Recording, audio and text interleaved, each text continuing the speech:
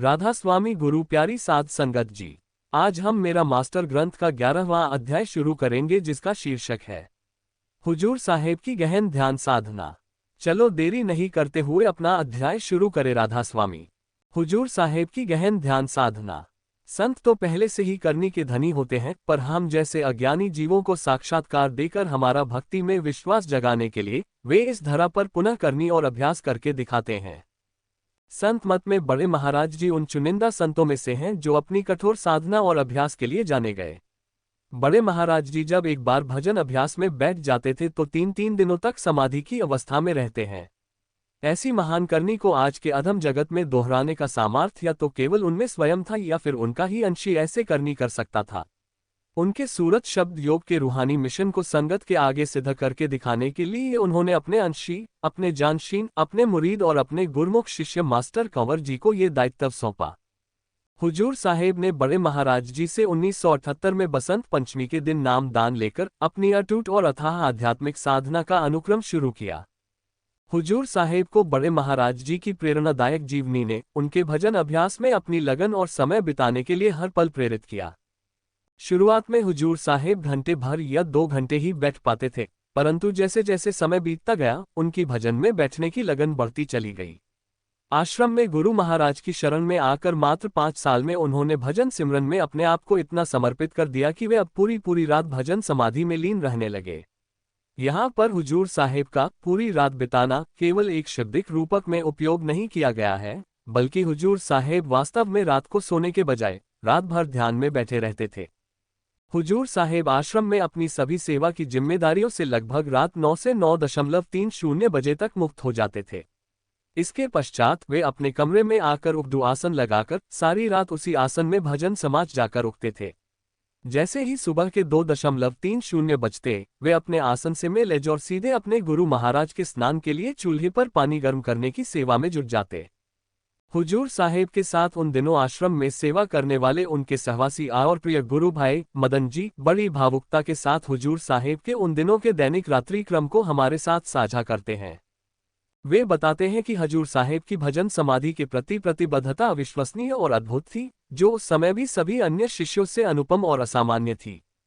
भाई मदन जी बताते हैं कि गौशाला के सेवादार होने के कारण उन्हें सभी सेवादारों को सोने से पहले दूध के गिलास का वितरण करना पड़ता था। वे रोजाना रात को हुजूर साहेब के लिए भी दूध का गिलास लेकर जाते थे। अगर किसी कारणवश वे 9:30 बजे के बाद हुजूर साहेब के कमरे में पहुंचते थे तो वे हमेशा हुजूर साहेब को भजन में लीन पाते थे। वे बताते हैं कि हुजूर साहेब ने अपने भजन अभ्यास में इतनी दक्षता प्राप्त कर ली थी कि वे कुछ ही मिनटों में अपनी सूरत को ऊपर चढ़ा लेते थे और एक उच्च साधनावस्था में पहुंच जाते थे। यहाँ तक कि राधा स्वामी की आवाज से उन्हें जगाने का प्रयास करने पर भी हुजूर साहेब अपनी समाधि अवस्था में यथावत बने रहते थे। एक बार ध्यान में बैठ जाने के बाद हुजूर साहेब इतने अंतर्मुखी हो जाते थे कि वे आसपास के शोर शराबे से पूरी तरह अछूते रहते थे। आज के इस आधुनिक युग में जहां काल की शक्तियां प्रबल हैं, मन का विक्षेप चरम सीमा पर है और इंसान का आत्मिक बल अशक्त और क्षीण हो चुका है, वहां हुजूर साहेब का गृहस्थ जीवन की सारी जिम्मेदारी निभाते हुए भी प्रति रात 6-7 घंटे अनवरत समाधि अवस्था में रहना इस युग की सर्वोत्कृष्ट करनी का एक उदाहरण है। इससे पहले कि आपके मन में ये प्रश्न उठे कि पूर्वी सदियों के संत और यहाँ तक कि बड़े महाराज जी भी पूरा दिन भजन सिमरन में बिताते थे, तो हुजूर साहेब की करनी को इस युग की सर्वश्रेष्ठ करनी क्यों माना जाता है? प्रथमतः और मुख्य रूप से हुजूर साहेब की उदारता को खुद बड़े महाराज जी ने स्थापित किया है, जिन्होंने विभिन्न सत्संगों के माध्यम से बार बार हुजूर साहेब को वर्तमान समय के सबसे महान संत के रूप में घोषित किया। उन्होंने इस दावे को और भी आगे बढ़ाते हुए हुजूर साहेब को उनसे 1000 गुना अधिक शक्तिशाली घोषित किया। बाकी यदि कोई भी हुजूर साहेब की बतौर शिष्य की गई भक्ति और उनकी जीवन शैली पर एक संक्षिप्त दृष्टि डाले तो उसे ये सभी वंदनाएं हुजूर साहेब की करनी के सामने अत्यंत सूक्ष्म और न्यूनतम लगेंगी। हुजूर साहेब दिन की शुरुआत में ही सर्वप्रथम एक पहर ब्रह्म मुहूर्त में गुरु की निजी सेवा में बिताते थे। सूर्योदय होते ही वे अपने स्कूल के लिए निकल जाते थे और दिन भर बच्चों को पढ़ाकर अपने व्यावसायिक दायित्व का निर्वाह करते थे। जो भी वेतन उन्हें इस नौकरी से मिलता उसे 2 हिस्सों में बांटकर एक हिस्सा अपने गुरु को धन की सेवा के रूप में समर्पित करते और दूसरा हिस्सा अपने परिवार की देखभाल में लगा देते थे। स्कूल से तुरंत वापस आकर बड़े महाराज जी के प्रमुख सेवक का दायित्व निभाते हुए उन्हें दूर दराज के गांवों में सत्संग के लिए ले जाते और सत्संग आयोजन की देखरेख करते। सारा दोपहर और शाम को बड़े महाराज जी के साथ बिताने के बाद जब रात का समय आता तो हुजूर साहेब उस समय को भी अपनी शारीरिक सुख सुविधाओं के लिए नहीं बल्कि अपने गुरु द्वारा दिखाए गए सूरत शब्द की सेवा में अर्पित कर देते। गुरु नानक साहेब और अनेक संतों ने 10वां यानी अपनी कमाई या समय का 10वां हिस्सा परमात्मा को समर्पित करने की शिक्षा दी थी, लेकिन हुजूर साहेब ने तो अपना पूरा 100% समय और जीवन अपने गुरु के नाम समर्पित कर दिया था। पूर्व महापुरुषों का एक सामान्य आचरण था कि वे समाज और घर के भार से अलग होकर दूरस्थ किसी एकांत स्थान की खोज कर अपने पूरे समय को भक्ति में समर्पित करते थे, जिससे कोई भी सामाजिक जिम्मेदारी उनकी भक्ति में बाधा न डाल सके। स्वामी जी महाराज, जो कि राधा स्वामी पंथ के संस्थापक हैं, उन्होंने इस भक्ति की धारा को अपने उपदेशों के माध्यम से पूरी तरह से बदल दिया। उनके निर्देश निम्नलिखित 3 मुख्य सिद्धांतों का विवेचन करते हैं। 1. सर्वप्रथम, बिना गृहस्थ को त्यागे सबसे पहले अपने सभी कर्तव्यों और परिवार की जिम्मेदारी को पूरा करो। 2. अपना समय और मन गुरु भक्ति और गुरु सेवा में लगाओ। 3. सूरत शब्द योग का अभ्यास करो। ये 3 निर्देश स्वामी जी महाराज के सभी उपदेशों को संक्षेप में समाहित करते हैं। अब हम जब हुजूर साहब के शिष्य जीवन की ओर दृष्टि डालते हैं तो हम पाते हैं कि उनका प्रत्येक दिन इन 3 सिद्धांतों का प्रतिबिंब था। उन्होंने अपने 20 साल की सेवकाई में नित्य प्रतिदिन केवल और केवल इन तीनों उपदेशों का ही तो पालन करके हमें दर्शाया है। 1. वे अपने गृहस्थ जीवन के पालन पोषण के लिए दिन के 8 घंटे नौकरी करते थे, सुबह 6:30 बजे से शाम 2:30 बजे तक। 2. वे लगभग 9 घंटे गुरु की निजी सेवा में बिताते थे, सुबह 3 बजे से 6 बजे, शाम 2:30 से 9:30 बजे तक। 3. बाकी बचे हुए 5-6 घंटे वे ध्यान में बिताते थे, शाम 9:30 बजे से रात 2:30 बजे तक। उनकी दिनचर्या स्पष्ट दर्शाती है कि वे स्वामी जी महाराज के उपदेशों के एक जीवंत अवतार थे। वे संत मत के इतिहास में स्वामी जी महाराज के उपदेशों के सर्वोच्च और उत्कृष्ट उदाहरण हैं। इस साम्य और विशेष समानता के कारण ही तो बड़े महाराज जी ने इस लोक से विदाई लेने से पहले अपने सत्संग में ये घोषणा बड़ी दृढ़ता से की, तुम मास्टर को समझे नहीं।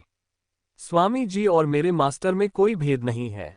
हुजूर साहेब के साथ रहने वाले अन्य सेवक भी हुजूर साहेब की साधना की उत्कटता के बारे में अनेक कथन और गुणगान करते हुए कभी नहीं थकते। जैसे भाई सतबीर जी, जो उस समय सेकेंडरी स्कूल के छात्र थे और हुजूर महाराज जी के पड़ोसी कमरे में रहा करते थे, बताते हैं कि हुजूर महाराज जी जब भजन समाधि में लीन हो जाते थे तो उनकी और बड़े महाराज जी की अवस्था में फर्क करना असंभव हो जाता था। भाई सतबीर जी सन 1983 में 10वीं कक्षा में थे और उन दिनों हुजूर साहेब के बगल वाले कमरे में उन्हें रहने और उनका अनमोल संग करने का सौभाग्य प्राप्त हुआ। वे उन दिनों की अनमोल स्मृतियों को याद करते हुए बताते हैं कि हुजूर साहेब रोजाना रात को लगभग 1 घंटा बड़े महाराज जी के चरणों की सेवा करते थे और 8:30 बजे तक अपने कमरे में आ जाते थे। उसके बाद हुजूर साहेब अपनी साहित्य निर्माण की सेवा में जुट जाते थे, जैसे कि बड़े महाराज जी के सत्संग पर किताब लिखना या शब्द रचना करना। भाई सतबीर जी उस समय उनके कमरे में जाकर अपने स्कूल के पढ़ाई का कार्य उनके सानिध्य में करते थे। हुजूर साहेब अपनी सेवा के साथ साथ उनकी पढ़ाई लिखाई में भी मदद करते थे, परंतु जैसे ही रात के 9:30 बजते हुजूर साहेब भाई सतबीर जी को अपने कमरे में वापस जाने को कह देते थे। भाई सतबीर जी के जाने के बाद हुजूर साहेब भजन अभ्यास में बैठ जाया करते थे। भाई सतबीर जी बताते हैं कि उनकी परीक्षाओं के समय वे अक्सर देर रात तक लगभग 12 से 1 बजे तक पढ़ाई किया करते थे। इस दौरान जब भी वे हुजूर साहेब के कमरे में झांकते, उन्हें हुजूर साहेब हमेशा भजन समाधि में बैठे हुए ही पाते थे। उस अवस्था में हुजूर साहेब को ये भी पता नहीं चलता था कि कोई उनके कमरे में आया या गया है। भाई सतबीर जी यह भी बताते हैं कि जब हुजूर महाराज जी ध्यान में बैठते थे तो उनकी सांस की गति इतनी सूक्ष्म हो जाती थी कि वे उनके पास जाकर कान लगाने पर भी उनकी सांसों की आवाज नहीं सुन सकते थे। हुजूर साहेब को इस अवस्था में देखकर उन्हें बड़ी हैरानी होती थी, क्योंकि ऐसी समाधि की अवस्था में पूरे आश्रम में केवल बड़े महाराज जी ही जाया करते थे। उन दिनों की हुजूर साहेब की एक और विशेष बात के बारे में भाई सतबीर जी हमसे साझा करते हैं। वे बताते हैं कि हुजूर साहेब ने उनको अपनी समाधि से जगाने की खास ड्यूटी सौंपी थी।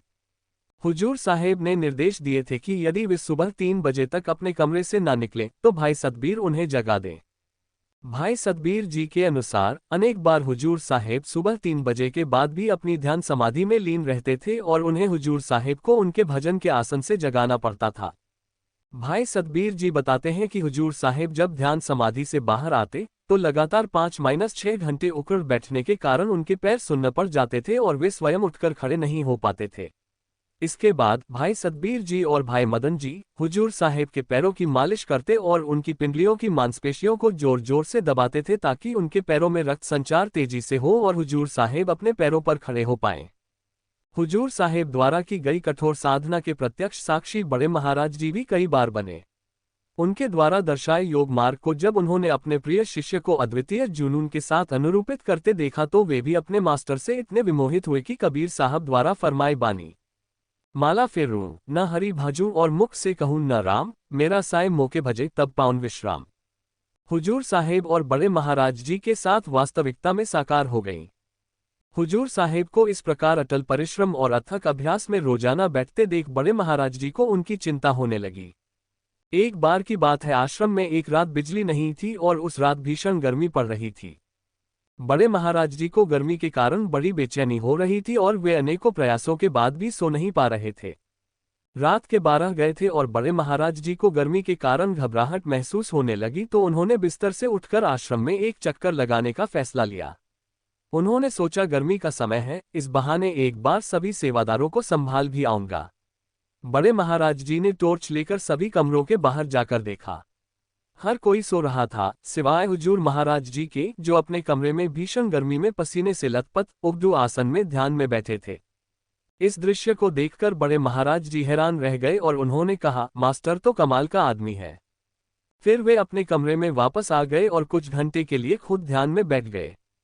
जब सुबह के 3 बज गए और उनका स्नान करने का समय हुआ तो बड़े महाराज जी ने सोचा एक बार नहाने से पहले फिर मास्टर को देख आता हूं। कमरे में पहुंचकर बड़े महाराज जी एक बार फिर चौंक गए, क्योंकि हुजूर महाराज जी अभी भी उसी आसन में ध्यान मुद्रा में बैठे हुए थे। अपने अतिप्रिय शिष्य को अपने तन को इस प्रकार तपाते हुए देखकर बड़े महाराज जी का दिल पिघल गया और वे भावुक हो गए। सुबह 4 बजे जब हुजूर साहेब चाय लेकर आए तो बड़े महाराज जी अपने आप को रोक नहीं पाए और बड़े भावपूर्ण होकर उन्होंने हुजूर साहेब को नसीहत दी, मास्टर तू इतना भजन में मत बैठा कर, तुझे घंटे 1.5 घंटे से ज्यादा बैठने की जरूरत नहीं है। मैंने तेरे लिए और आने वाले 7 पीढ़ियों के लिए इतनी कमाई कर ली है कि न तुझको और न ही आगे आने वाली पीढ़ी को किसी को भी भजन में बैठने की जरूरत नहीं पड़ेगी। अपने गुरु से इतने महत्वपूर्ण आश्वासन और आशीर्वाद प्राप्त करने के बाद भी हुजूर साहेब ने अपने साधन अभ्यास में कभी कोई कमी नहीं आने दी। वे तब भी उसी गंभीरता और तत्परता से अपनी साधना में लीन रहे और कभी भी किसी प्रकार की ढिलाई नहीं दिखाई। हुजूर साहेब को तो मानो एक कुशल खोजी की तरह एक धुन सवार थी, जो अपने अंतर्मन के अनसुलझे और अज्ञात गहराइयों में छिपे हुए रहस्यों को उजागर करने के लिए आतुर थे। हुजूर साहेब अपने गुरु के उपदेशों को व्यावहारिक रूप से साकार करके देखने के लिए अटूट प्रेरणा से युक्त थे। कुछ सालों बाद इसी तरह की अनुकरणीय घटना फिर से हुई, जिससे बड़े महाराज जी को हुजूर साहब के प्रति चिंता और गहरा गई। इसके बाद बड़े महाराज जी की यही मंशा रहती थी कि हुजूर साहेब ध्यान अभ्यास को छोटे अवधि तक ही सीमित करें। कुछ वर्षों बाद एक समान घटनानुसार एक दिन बड़े महाराज जी को सत्संग के लिए सुबह जल्दी निकलना था। उन्होंने देखा कि हुजूर साहेब के स्थान पर उनके स्नान के लिए गर्म पानी भाई मदन जी लाए हैं। इस पर उन्होंने भाई मदन जी से पूछा, आज मास्टर जगा नहीं क्या? उद्धरण चिन्ह। भाई मदन जी ने हुजूर साहेब के कमरे में जाकर देखा और पाया कि हुजूर साहेब एक मूर्ति की तरह स्तब्ध ध्यान में लीन है। उन्होंने वापस आकर बताया, महाराज जी वे तो भजन में बैठे हैं। इस पर बड़े महाराज जी नहाने चले गए। नहाने के बाद जब वे वापस कमरे में आए तो देखा कि सुबह की चाय भी भाई मदन ला रहे हैं। उन्होंने फिर भाई मदन को हुजूर साहेब को जगा कर आने के लिए कहा, परंतु इस बार भी भाई मदन ने हुजूर साहेब को उसी मुद्रा में पाया। तब बड़े महाराज जी ने कहा, चलो मैं थोड़ी देर खेतों में जाकर आता हूँ, तुम इतने में मास्टर को जगाकर कह देना कि वे बाहर जाने के लिए तैयार हो जाएं। थोड़ी देर बाद जब बड़े महाराज जी खेतों से लौटकर आ गए और सुबह 6 बजे बाहर जाने के लिए तैयार होकर गाड़ी के पास पहुंचे तो उन्होंने देखा कि हुजूर साहेब अभी भी नीचे नहीं आए हैं। अब बड़े महाराज जी ने थोड़े गुस्से से भाई मदन जी से पूछा, मास्टर कहाँ हैं? मदन जी ने बताया, मास्टर जी अभी भी भजन में बैठे हैं। मैंने कई बार उन्हें आवाज देकर जगाने की कोशिश की पर वे उठे ही नहीं। ये सुनकर बड़े महाराज जी तुरंत हुजूर साहेब के कमरे की ओर बढ़े और कमरे के बाहर पहुंचकर जोर से उन्हें आवाज दी, मास्टर। बड़े महाराज जी की आवाज सुनते ही हुजूर साहेब ने एकदम से चौंककर अपनी आंखें खोली। अपने सामने अपने सद्गुरु को खड़ा देखकर हुजूर साहेब ने तुरंत बड़े महाराज जी के चरणों में दंडवत प्रणाम किया और काफी देर तक भावुक होकर उनके चरणों के पास ही लेटे रहे। बड़े महाराज जी ने उनसे पूछा, अरे मास्टर, क्या हुआ, इतनी देर तक क्यों बैठा हुआ था? हुजूर साहेब ने फिर बड़े महाराज जी के साथ अपना अविश्वसनीय और अद्भुत अनुभव साझा किया। उन्होंने बताया कि भाई मदन जी की पुकार उन्होंने काफी देर पहले सुन ली थी और तब से वे भजन समाधि से उठने का प्रयास कर रहे थे पर उठ नहीं पा रहे थे। उन्होंने बताया कि वे कई घंटों से अपनी आंखें खोलने का प्रयत्न कर रहे थे पर वे खुद को असहाय और अनियंत्रित महसूस कर रहे थे। उन्हें ऐसा लग रहा था कि उनका शरीर और मन दो अलग चीजें हों और उनका शरीर उनकी बात नहीं मान रहा था।